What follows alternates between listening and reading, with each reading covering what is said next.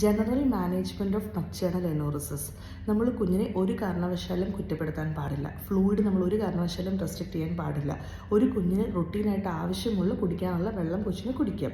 നമ്മൾ രാത്രി കാലങ്ങളിൽ ഒരു 7 മണി 8 മണിക്ക് ശേഷം വെള്ളം കുടിക്കുന്നത് കഴിവതും കുറച്ച് കുറയ്ക്കാൻ ശ്രമിക്കുക. കിടക്കുന്നതിന് മുമ്പ് മൂത്രം ഒഴിക്കാനായിട്ട് കുഞ്ഞിനെ പ്രോത്സാഹിപ്പിക്കുക. നമ്മൾ അലാറം വെച്ച് രാത്രിയിൽ ഒരു 2-3 മണിക്കൂർ കഴിയുമ്പോൾ നമ്മൾ അലാറം വെച്ച് കൊച്ചിനെ എഴുന്നേൽപ്പിച്ച് മൂത്രം ഒഴിപ്പിക്കുന്ന ഒരു ശീലമാക്കുക.